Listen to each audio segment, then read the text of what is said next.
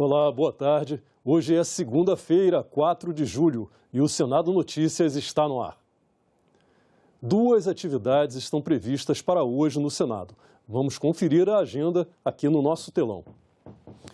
Às 14h, a Comissão de Direitos Humanos faz uma audiência pública sobre violência política, com foco na defesa da democracia e do sistema eleitoral.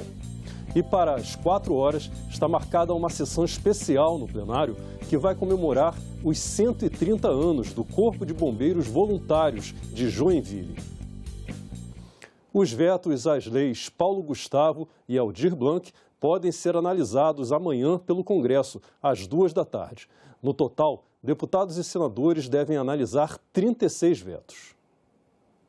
36 vetos presidenciais a projetos aprovados por senadores e deputados aguardam a análise do Congresso. 25 já estão trancando a pauta.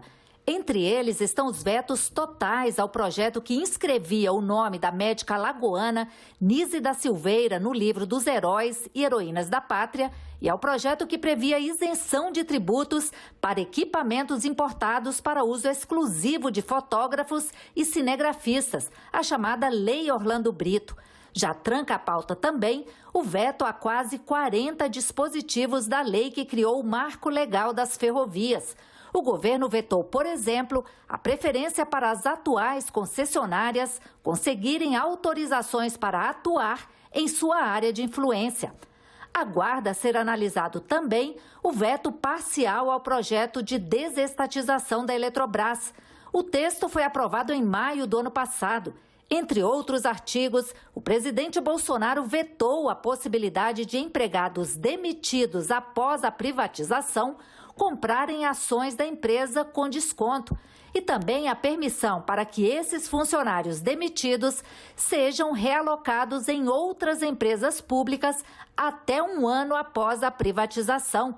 Senadores e deputados deverão analisar ainda o veto integral ao projeto que definia o município de origem do produto como base de cobrança do IPI. E ainda os vetos à nova Lei de Segurança Nacional. Foi vetada, por exemplo, a possibilidade de criminalizar a disseminação de fake news.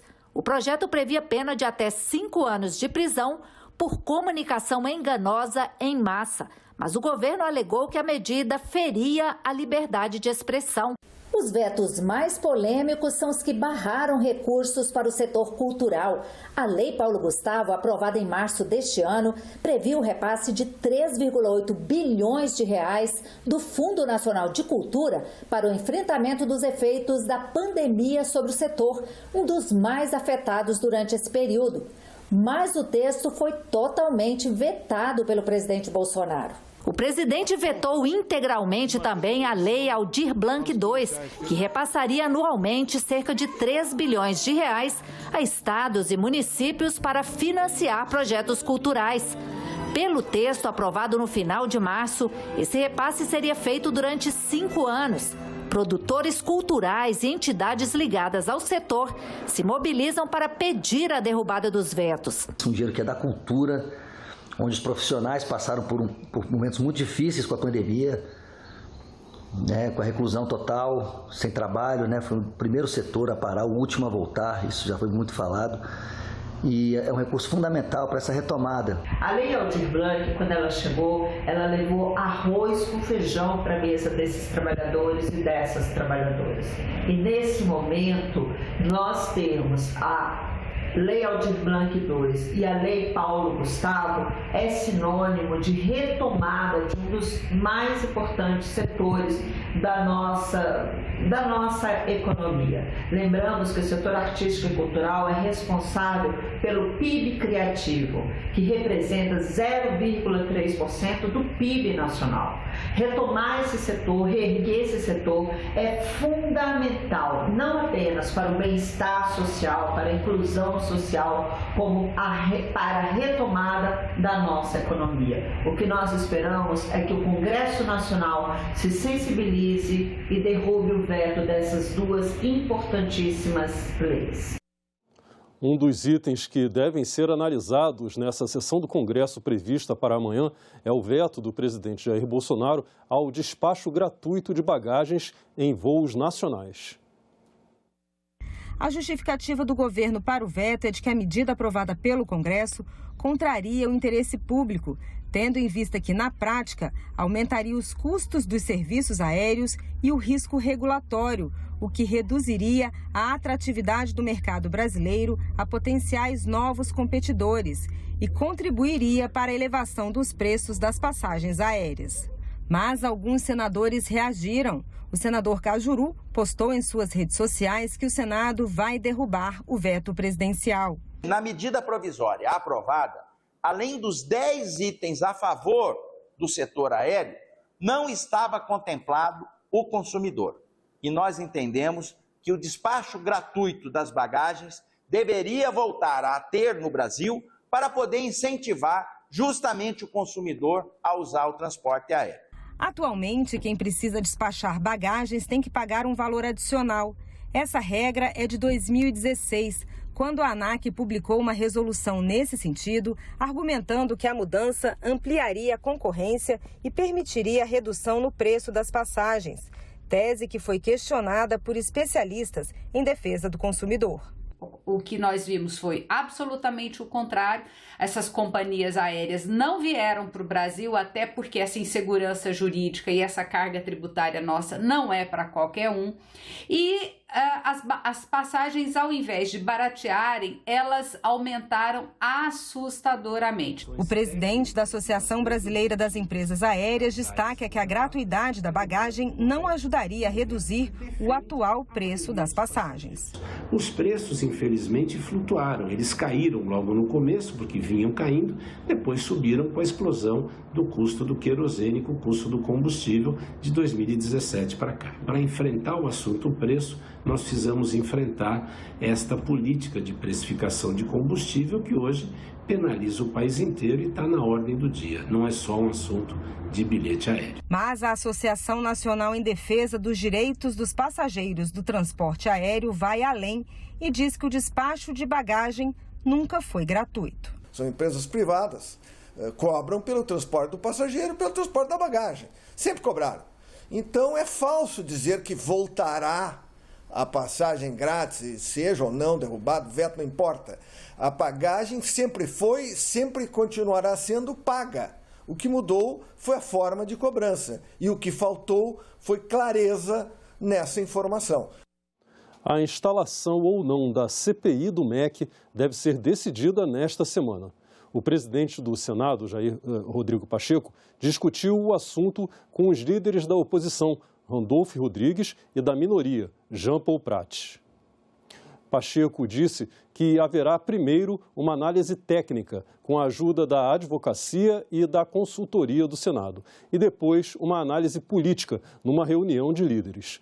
Uma das possibilidades é a fusão da CPI do MEC com a CPI de obras inacabadas na educação, que também já teve requerimento protocolado. Não quero falar por hipótese qual vai ser a decisão dos líderes em relação a isso, mas pode haver a leitura e não haver a instalação no primeiro momento, ou pode haver a leitura e a instalação. Essas hipóteses nós temos que discutir com os líderes partidários e sentir cada um deles, compreendendo o momento que nós estamos vivendo, agosto e setembro, o momento pré-eleitoral, se isso é de se fazer no Senado nesse momento ou não. Nesse momento, há 4 requerimentos de CPI, a CPI das ONGs, de autoria do senador Plínio Valério, que já foi lido, inclusive, em 2019, pendente apenas a indicação dos membros e a instalação. Há uma CPI do crime organizado, requerida pelo senador Eduardo Girão. Uma CPI do MEC, relativamente a obras inacabadas e ao FIES, do senador Carlos Portinho, líder do governo. E agora essa última CPI. Uma análise sobre, primeiro, as circunstâncias das comissões parlamentares de inquérito. Segundo, a eventual, que no entendimento de nós da oposição não existe, a eventual ordem cronológica dessas comissões parlamentares de inquérito. E, além disso, a eventual possibilidade de anexação ou de composição da CPI do esquema de corrupção do Ministério da Educação com a CPI das obras inacabadas. Então, até segunda-feira, há o compromisso da presidência do Senado em proferir ao Colégio de Líderes o despacho sobre os requerimentos dessa comissão parlamentar de inquérito e acreditamos que até terça-feira deverá ocorrer a leitura de todos os requerimentos de todas as comissões parlamentares de inquérito, abrindo-se assim o prazo para que as lideranças partidárias possam fazer as suas indicações. 4 senadores da Comissão Temporária sobre a Criminalidade no Norte do país, criada para investigar as mortes do jornalista Dom Phillips e do indigenista Bruno Araújo, visitaram a região. Eles se reuniram com representantes dos povos indígenas e da força-tarefa que investiga o caso. A equipe de reportagem da TV Senado acompanhou. Os senadores saíram de Brasília até Tabatinga, no estado do Amazonas. De lá, se deslocaram de helicóptero para Atalaia do Norte, sobrevoando a região do Vale do Javari, segunda maior terra indígena do país, com 8,5 milhões de hectares, onde moram 26 comunidades indígenas, a maioria de povos isolados.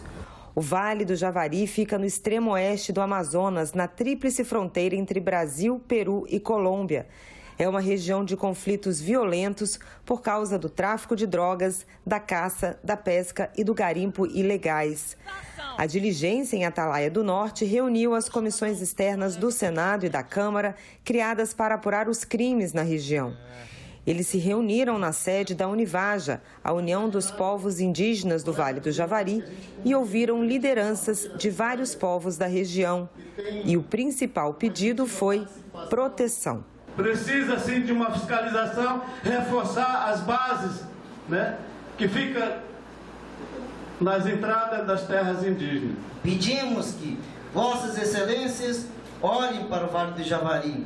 Queremos proteção de território, nossas vidas indígenas e força de segurança pública específica para garantir a integridade física dos servidores da FUNAI em todas as bases de frente de proteção. Durante o encontro, a atual gestão da FUNAI foi muito criticada. A fiscalização das terras indígenas nas bases poderia estar presente, não tem como, porque aqui na Boca do Curuçá tem uma fiscalização da FUNAI numa situação precária, sem funcionários, sem armamento, sem nada. Poderia ter, porque eles estão enfrentando perigo. Todos os funcionários da FUNAI, da região, têm um alvo nas suas costas. Todas as lideranças que estão hoje lutando em defesa da sua terra têm um alvo nas suas costas. São 3 servidores mortos em decorrência do seu trabalho por conta da falência e da desestruturação da FUNAI nos últimos 4 anos, nessa mesma gestão da presidência da FUNAI. O senador Fabiano Contarato, que foi o relator da comissão externa nessa viagem, quer o afastamento do presidente da FUNAI. Como relator ad hoc, eu já quero fazer alguns requerimentos. O primeiro, eu quero recomendar a essa comissão externa do Senado Federal o imediato afastamento do presidente da FUNAI, cautelarmente. Quero aqui me solidarizar com a morte violenta que aconteceu. O que depender de nós, aqui do Parlamento, se Deus quiser, futuramente não ocorrerão mais essas tragédias, nem aqui e nem uma parte do território nacional. Não iremos engavetar tudo que foi falado aqui. Nós iremos reagir. Nós não esqueceremos nenhuma das palavras daqui que vocês disseram. E queria dizer uma segunda questão. Nós não decepcionaremos vocês. E uma terceira. Vocês não estão sozinhos. Representantes da Força Tarefa que estão investigando as mortes de Dom Phillips e Bruno Araújo também foram ouvidos pelos parlamentares. Atualmente estamos fazendo uma reconstituição com peritos técnicos especialistas em reconstituição. Não há como afirmar, pelo que temos nos autos, que há um mandante. Mas, obviamente, nós não excluímos essa possibilidade. As investigações continuam, havendo elementos que indiquem a participação de algum mandante, obviamente iniciaremos as medidas cabíveis para a apuração. Apesar de estarem tão longe, a visita dos parlamentares à região deu voz às lideranças indígenas, que, em suas línguas e em português bem claro, pediram para não serem abandonadas. Lute por nós! Porque são vocês que estão lá! Mesmo com a chegada da bandeira verde, que dispensa o consumidor da tarifa extra na conta de energia, a fatura no bolso do cidadão continua pesada. A Comissão de Transparência, Fiscalização e Controle fez uma audiência pública no Ceará, onde os consumidores contestam cobranças excessivas da concessionária do serviço. Na Assembleia Legislativa do Ceará, o senador Eduardo Girão presidiu a segunda audiência pública sobre o tema a qualidade dos serviços prestados e as tarifas elevadas cobradas pela concessionária de energia elétrica. Do início de 2020 até abril de 2022, foram mais de 6.500 atendimentos a consumidores insatisfeitos na capital do estado. Desse total, mais de 4.500, olha só esse número, mais de 4.500 referiam-se a cobranças abusivas, o que representa nada menos que 70% de reclamação. Representantes da Enel Distribuição Ceará apresentaram um balanço dos investimentos e serviços prestados, reconhecendo que o nível de satisfação do público deixa a desejar. Os parlamentares presentes cobraram do governo do Ceará que a redução dos impostos estaduais, aprovada no Congresso, seja repassada aos cidadãos. Já representantes dos consumidores questionaram o cálculo dos reajustes considerados abusivos. A construção de um boicote institucionalizado.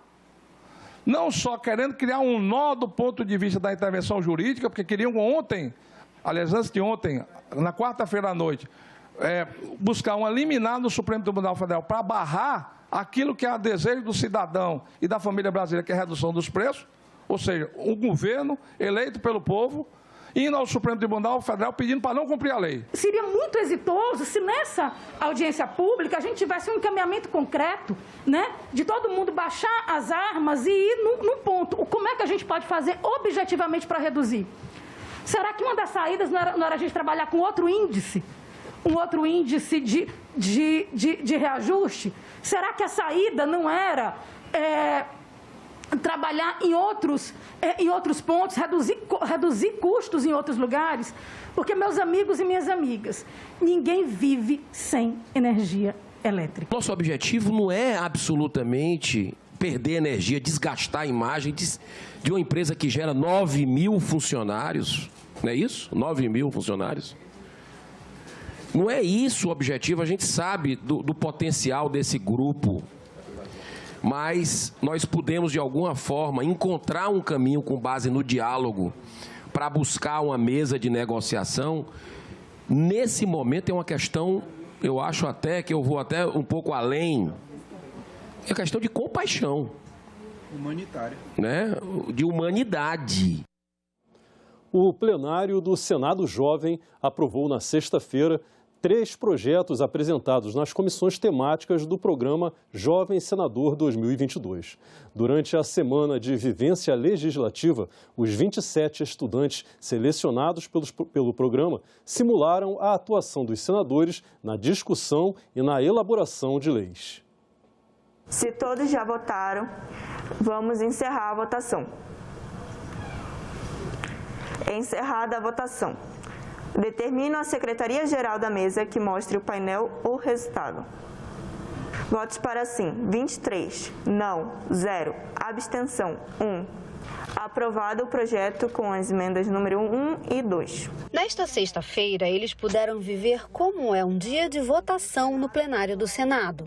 Os 27 participantes do projeto Jovem Senador discutiram e analisaram 3 projetos apresentados por eles durante a semana. O programa foi criado exatamente para que estudantes do ensino médio das escolas públicas de todo o país possam conhecer na prática a estrutura e o funcionamento do poder legislativo no Brasil. Buscando ampliar os horizontes políticos da camada jovem brasileira, de modo que exerçam a cidadania de forma mais consciente e participativa, o projeto de lei do Senado Jovem possibilita o acesso à educação política de qualidade, com vistas a reacender o encantamento com a política, que é a principal ferramenta para a transformação da sociedade. O primeiro projeto aprovado cria a Semana Nacional de Incentivo à Educação Política. A campanha deve ser realizada nas escolas de ensino fundamental e médio na semana do dia 5 de outubro de cada ano. Terá seminários, palestras, oficinas, atividades letivas e visitas a casas legislativas. O objetivo é conscientizar os estudantes sobre temas relacionados à política nacional. A juventude precisa de política não só porque a política é importante, mas mas porque a política transforma vidas e tem que ser um debate central dentro das escolas de todo o país. O segundo projeto cria diretrizes e propõe medidas para a conservação e recuperação da fauna e da flora ameaçadas de extinção. Também aumenta as sanções contra crimes e infrações administrativas ao meio ambiente e trata de regras gerais para o licenciamento ambiental. Na justificação, os proponentes salientam que o projeto tem por objetivo concretizar os valores constitucionais de respeito ao meio ambiente, restabelecendo o equilíbrio ecológico dos biomas brasileiros e mitigando os impactos da devastação ambiental. A terceira proposta analisada pelos jovens senadores institui o Dia Nacional da Coragem Civil, que deve ser comemorado anualmente em 4 de maio. O texto determina o estímulo a iniciativas de conscientização da sociedade, celebração de exemplos históricos e cidadãos que tenham se destacado pela coragem civil, recuperação da memória de pessoas que tenham se empenhado na defesa de direitos humanos, mas foram omitidas da história oficial. O Dia Nacional da Coragem Civil deve incluir palestras, debates, exposições e atividades artísticas nas escolas. A instituição do Dia Nacional da Coragem Civil consistirá em justa e merecida homenagem a todos aqueles que se insurgem contra as injustiças em prol da preservação dos direitos, da dignidade e da integridade daqueles que sejam lesados ou ameaçados de lesão, bem como representará o incentivo a que tais valores sejam reafirmados no âmbito da sociedade. As propostas dos estudantes serão analisadas pela Comissão de Direitos Humanos e Participação Legislativa do Senado. Desde a criação do programa Jovem Senador, em 2010, já foram apresentadas 54 proposições legislativas. 40 delas passaram a tramitar como projetos de lei e outras 2 seguiram como propostas de emenda à Constituição. Representar meu estado me faz sentir algo inexplicável. Ser protagonista da minha própria história. O que vivenciamos aqui é marcante para a história de todos nós e, principalmente, é uma luz de esperança para a juventude brasileira. Durante a semana de vivência, eu pude conhecer outros jovens que, assim como eu, têm um olhar crítico e uma vontade enorme de mudar o nosso país. Devemos e seremos revolucionários de um Brasil igualitário e íntegro, de raízes culturais, sobretudo indígenas e negras. Obrigada.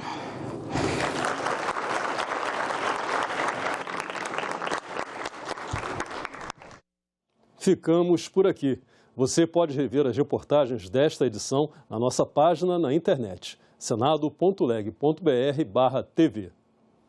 Muito obrigado pela sua companhia e a gente termina esta edição com imagens do último dia de atividades do programa Jovem Senador, que na semana passada permitiu a 27 estudantes de escolas públicas de todo o país, selecionados por concurso de redação, vivenciarem o dia a dia dos senadores.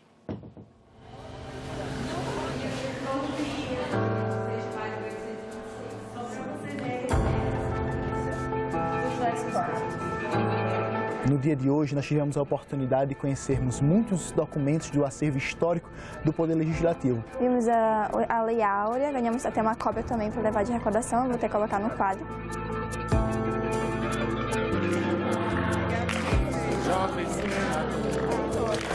agora nós tivemos a sessão de encerramento, onde que a gente aprovou os 3 projetos das comissões, foram todas aprovadas. E nesse final foi bem emocionante que todos fizeram um discurso de agradecimento, então foi bem emocionante, todos choraram e com certeza vai ficar muita saudade. Para quem ama política, isso é um sentimento inexplicável e a emoção se intensiona ainda mais pelo que a gente vivencia aqui. O Jovem Senador foi uma oportunidade de dar mais um passo para a minha vida, de eu conseguir ter o reconhecimento, esse reconhecimento do lugar onde eu vivo, que é bem no interior mesmo, uma menina conseguir tal reconhecimento vai servir para uma porta no meu futuro. Se fosse dar uma palavra para esse programa, seria a palavra incentivo, de incentivar os jovens a participarem não só da política, mas de mostrar que eles têm voz, que eles têm vez e, acima de tudo, capacidade de participação dentro do cenário político brasileiro. Porque eu não vou votar mesmo domingo, acho que eu vim, vou votar outra pessoa com conhecimento totalmente diferente. Eu aprendi muito com os outros jovens senadores muito inteligentes, então eu quero repassar esse conhecimento para eles também. E eu convido a todos os jovens a participarem desse programa, acreditarem na educação, porque o caminho da mudança é a educação. Sem educação não há futuro.